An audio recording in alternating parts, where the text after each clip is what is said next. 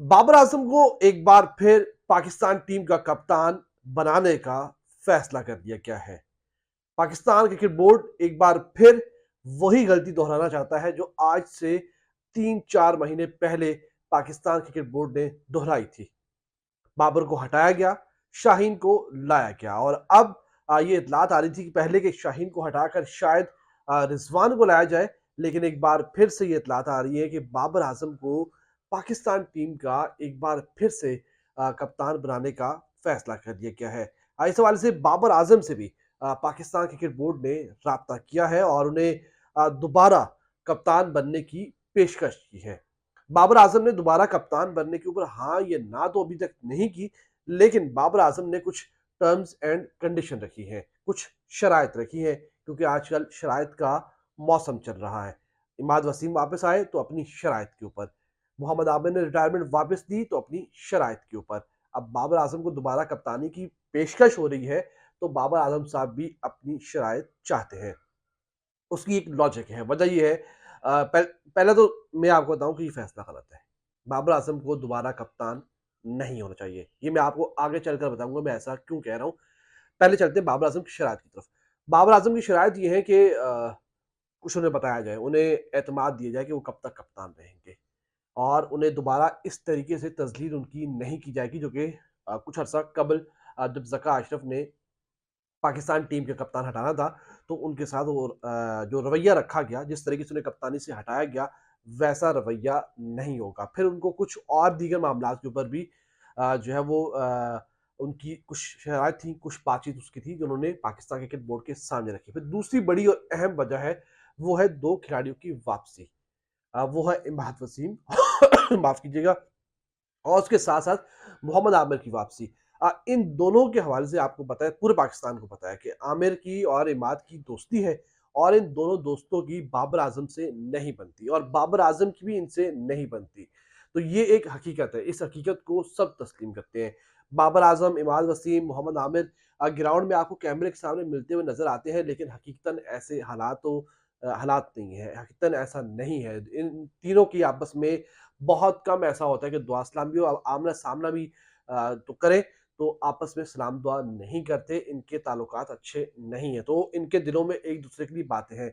इमाद वसीम और मोहम्मद आमिर तो खुलकर टीवी चैनल्स के ऊपर मुख्तलिफ सोशल मीडिया के प्लेटफ़ॉर्म्स के ऊपर बाबर आज़म के ऊपर, उनकी कप्तानी के ऊपर, उनकी अप्रोच के ऊपर, उनके डिसीज़न्स के ऊपर उनके स्ट्राइक रेट के ऊपर, हर चीज़ के ऊपर तनकीद कर चुके हैं और खुली-खुली तनकीद मतलब इससे सख्त तनकीद आप कह सकते हैं करंट प्लेयर्स में से किसी ने नहीं की होगी जितनी इमाद और आमिर ने की है। अब मसला ये है कि वो दोनों भी गारंटी लेकर आए हैं। वो दोनों भी अपनी शराइत के साथ आए हैं कि भाई हम आ तो रहे हैं, आप हमें बुला तो रहे हैं, लेकिन हम ये सीरीज़ भी खेलेंगे और हम टी20 वर्ल्ड कप भी खेलेंगे, उसके बाद आपका फैसला होगा। तो बाबर आज़म अगर कप्तान आते हैं तो फिर बाबर आज़म को ये वाली कंडीशन माननी पड़ेगी क्योंकि पाकिस्तान क्रिकेट बोर्ड पहले ही एग्रीमेंट उनके साथ कर चुका है। रिटर्न नहीं है, लेकिन उनके साथ एग्रीमेंट कर चुका है, उनके साथ उनकी शराइत मान चुका है कि भाई हम आपको खिलाएँगे। तो ये एक सूरत-ए-हाल भी है। अब आते हैं बाबर की कप्तानी के ऊपर। यार पीसीबी क्या हो गया आप लोगों को यार? खुदा का खौफ करो, 4 साल एक बंदे ने कप्तानी की है। 4 साल एक बंदे ने कप्तानी की है, पहले 2 साल हमें बताया जाता रहा 3 साल क्या है वो सीख रहा है। मतलब वो बच्चा है यार, नर्सरी का बच्चा था कि वो सीख रहा है, सीख लिया उसने, 4 साल हो गए, क्या क्या तब्दीली किया उसने? मतलब उसके डिसीज़न्स में कौन-सा ऐसा बड़ा इम्पैक्ट हुआ है पाकिस्तान की क्रिकेट में, पाकिस्तान क्रिकेट की बेहतरी में और 4 साल इनफ होते हैं, 4 साल कम नहीं होते। अगर किसी खिलाड़ी को नेशनल टीम की पाकिस्तान की नेशनल टीम की 4 साल कप्तानी का मौका मिला है तो बहुत है ये।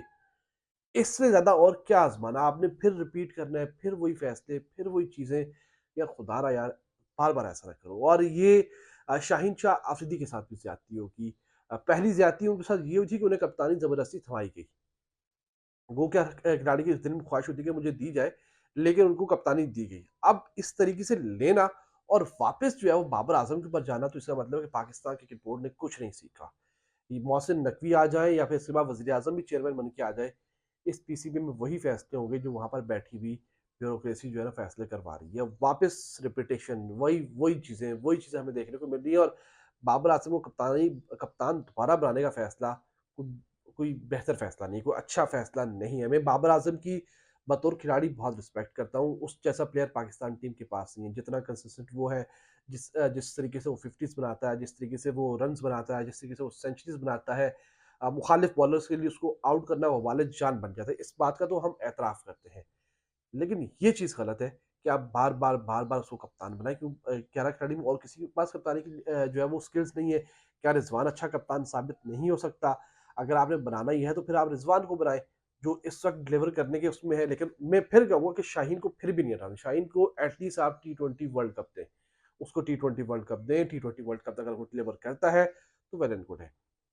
नहीं करता तो आप किसी और को बनाएँ, लेकिन इस तरीके से ज़्यादती ना करें। ये पाकिस्तानी क्रिकेट के साथ ज़्यादती है और ये फिर आप आमिर और इमाद को वापस लाकर उनको भी क्या पैगाम दे रहे हैं कि हमने उस बंदे को कप्तान बना रहे हैं, जो तुम्हारा सबसे बड़ा मुखालिफ है। और बाबर का आपको याद होगा जब शान मसूद को वाइस कैप्टन बनाकर ग़ालिबन न्यूज़ीलैंड की सीरीज़ थी कराची में, जब अफरीदी थे चीफ सेलेक्टर, तो बाबर आज़म ने वो वाइस कैप्टन बनाया गया था, शान मसूद को टीम के साथ रखा गया था। बाबर आज़म ने उसको 2 मैचेस नहीं खिलाए और बाबर आज़म ने कहा था ज़रूरी तो नहीं है जो वाइस कैप्टन हो टीम का भी हिस्सा हो। और शादाब खान जब तक वाइस कैप्टन था पाकिस्तान टीम का हिस्सा था, चाहे वो परफ़ॉर्म करे या ना करे।